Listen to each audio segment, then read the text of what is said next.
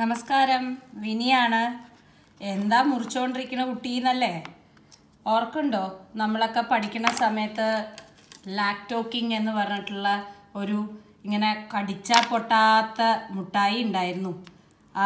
അതേമാതിരി കാരമൽ മുട്ടായി ഉണ്ടായിരുന്നു. ഇങ്ങനെ പല്ലിലൊക്കെ ഒട്ടണ പോലെ ഒരു മുട്ടായി ഓർക്കുണ്ടോ? അതെല്ലാം പണ്ടത്തെ ആ മുട്ടായിയാണ് ഇന്ന് നമ്മൾ ഉണ്ടാക്കാൻ പോണത്. Caramel chewy toffee. Chewy toffee വളരെ എളുപ്പമാണ് ഉണ്ടാക്കാൻ. ഇതാ എത്രയും ഹാർഡാണ്, നമ്മളെല്ലാവരും കഴിച്ചിട്ടുണ്ട് ആ മുട്ടായി. അപ്പോൾ തന്നെ നമുക്കറിയാം അത് എത്രമാത്രം നമ്മൾ അത് എൻജോയ് ചെയ്തിട്ടുള്ളൊരു കാര്യമാണ് എന്നുള്ളത്. ഇന്നൊന്നും അത് കാണാൻ പോലും ഇല്ല. അപ്പോൾ അതിനെയൊക്കെ തന്നെ വീട്ടിൽ തന്നെ കുട്ടികൾക്ക് ഉണ്ടാക്കി കൊടുത്താലോ? ഈ ചൂയി എന്ന് പറയണതിൻ്റെ ഇത് കണ്ടോ? ഇതാ അത്രയ്ക്കും ചൂയി ടെക്സ്ചറാണ്. ഞാൻ ചൂയിന്ന് ഉദ്ദേശിക്കുന്നത് കണ്ടോ, നമ്മുടെ ഈ പല്ലിലൊക്കെ ഇങ്ങനെ ഒട്ടുന്ന സമയത്ത് ഇങ്ങനെ നമ്മൾ ആൾക്കാരുണ്ടോ ഇല്ലേ പരിസരബോധം ഇല്ലാണ്ടൊക്കെ ഞാൻ പല്ലിന്നൊക്കെ എടുത്ത് കഴിച്ചിട്ടുണ്ട്. അത്രയ്ക്ക് ഇഷ്ടമായിരുന്നു എനിക്ക് ആ മുട്ടായി. അതാണ് നമ്മൾ ഇപ്പോൾ ഉണ്ടാക്കണത്. ഇതാ കണ്ടോ, ആയിഷ് നല്ല രസമുണ്ടല്ലേ.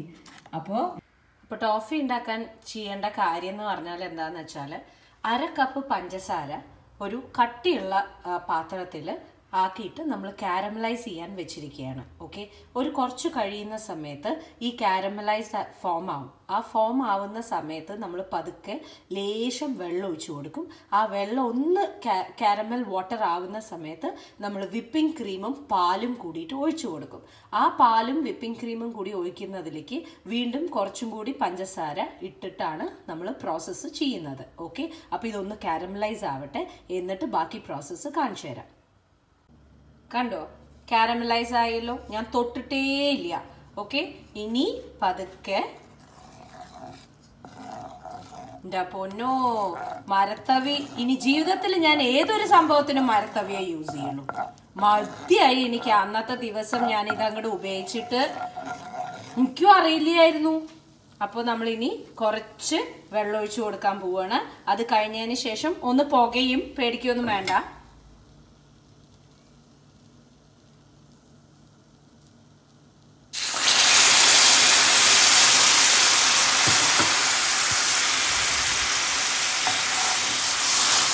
Completely fine.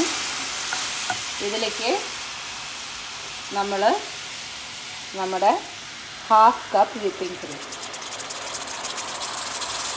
പതയും പതപ്പാടും ഒക്കെ വരും, ഒന്നും കൊണ്ട് പേടിക്കണ്ട. It's okay. പതുക്കെ ഒന്ന് ഇളക്കി കൊടുക്കും.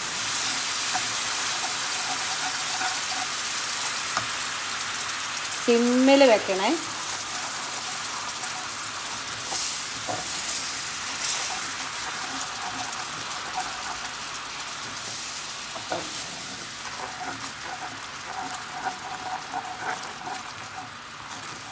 ഈ വിപ്പിംഗ് ക്രീം അതിൽ കൂടെ നന്നായി യോജിക്കട്ടെ. അപ്പോഴേക്കും നമുക്ക് പാലെടുക്കാം. 1/2 കപ്പ് പാല്. നിങ്ങൾ അടിയിലിങ്ങനെ പിടിക്കണ പോലെയൊക്കെ തോന്നും. അതൊക്കെ ഈ പാല് ഒന്ന് അതിൽ ചെന്ന് അതൊന്ന് കുറുകുമ്പോൾ ഒക്കെ ശരിയായിക്കോളും. ഓക്കെ, ഇങ്ങനെ കട്ട കുത്തിയ പോലെയൊക്കെ ഇല്ലേ, അതൊക്കെ മാറിക്കോളൂ കേട്ടോ.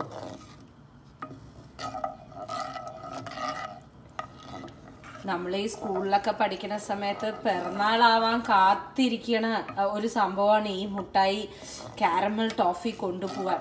അതിൻ്റെ ഒരു പല്ലിലൊട്ടി പിടിച്ചിട്ട് ആരും കണ്ടാലും വിരോധമൊന്നുമില്ല, ഒക്കെ എടുക്കുക തന്നെ. ഇങ്ങനെ പല്ലിന്നൊക്കെ എടുത്ത് ചെറിയ പ്രായത്തിൽ ഒന്ന് ആലോചിച്ച് നോക്കൂ എന്തൊക്കെ ഒന്നാ ചെയ്തിരിക്കണമെന്ന്. ആ സാധനം വീട്ടിലുണ്ടാക്കിയിട്ട് കുട്ടികൾക്ക് കൊടുക്കാൻ പറ്റുക എന്ന് പറയണത് തന്നെ വലിയൊരു കാര്യമല്ലേ. നമുക്കും നല്ലതൊന്ന് ചെയ്തു കൊടുത്തു എന്നുള്ള ഒരു തൃപ്തി. കണ്ടോ, ഇപ്പം ആ കട്ടിയും കഷ്ണമൊക്കെ പോയില്ലേ. ഇനി നമ്മൾ പഞ്ചസാര ആഡ് ചെയ്യും. ഈ സമയത്ത് നിങ്ങളുടെ അടുത്ത് ബ്രൗൺ ഷുഗർ ഉണ്ടെങ്കിൽ അത് ആഡ് ചെയ്തോളൂ. ഞാൻ നോർമൽ ഗ്രാനുലേറ്റഡ് ഷുഗർ 1/2 കപ്പ്. ഒക്കെ ഹാഫ് കപ്പാട്ടോ. അപ്പോൾ എന്താ പറയുക, കണക്ക് തെറ്റാൻ വഴിയില്ല എന്ന് ചുരുക്കം.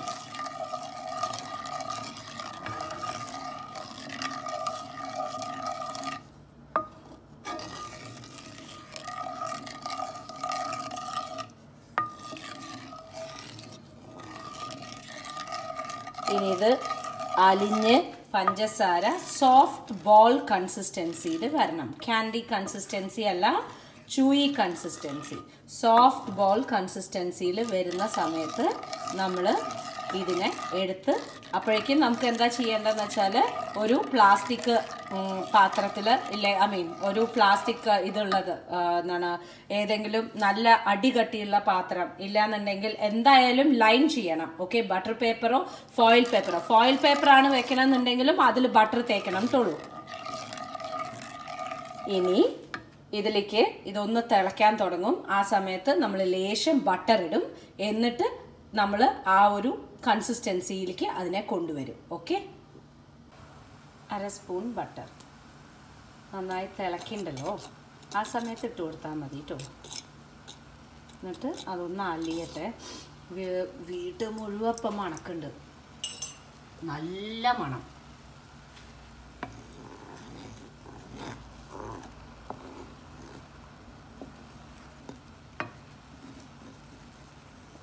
ഓക്കെ, ഇനി ചേട്ടൻ പതുക്കെ ആവും. ഇതിന് വേണ്ട സംഭവം എന്ന് പറഞ്ഞാൽ ക്ഷമ നല്ലോണം വേണം കേട്ടോ. ആയിക്കോട്ടെ. ആദ്യത്തെ സ്റ്റേജ് എന്ന് പറയണത് നോക്കൂ, ഇങ്ങനെ പിരിഞ്ഞ പോലെ തോന്നിക്കും നിങ്ങൾക്ക് കേട്ടോ. ഇത് കണ്ടുവോ? ടെൻഷൻ അടിക്കണ്ട. നല്ല ഭംഗിയിൽ ആ പരുവം വരണ സമയത്ത്, ആ സോഫ്റ്റ് ബോൾ കൺസിസ്റ്റൻസി വരണ സമയത്ത് അത് തന്നെ വന്നോളൂ.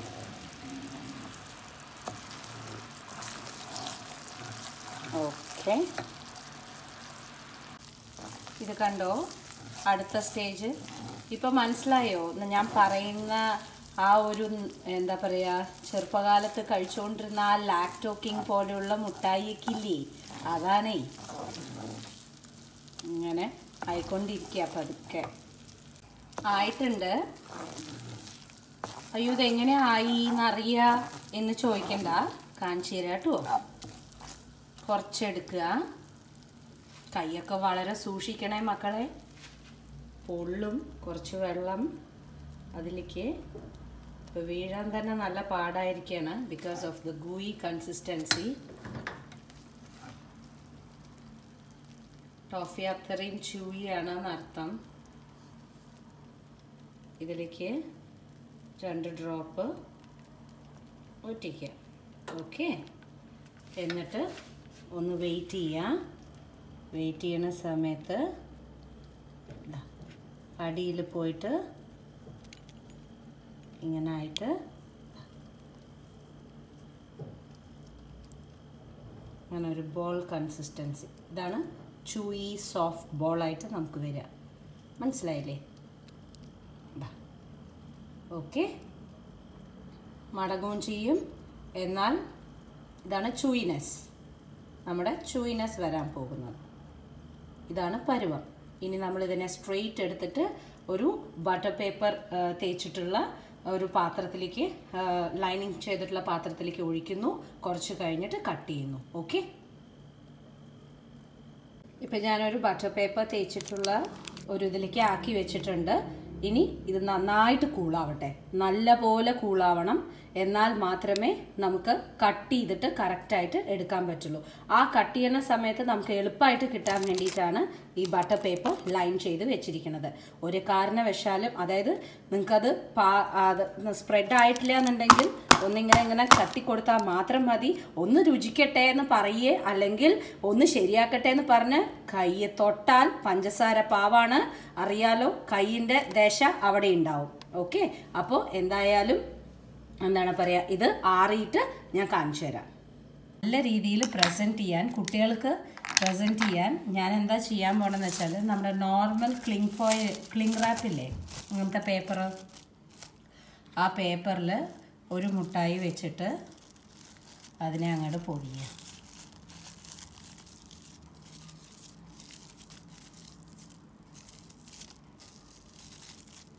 That's it.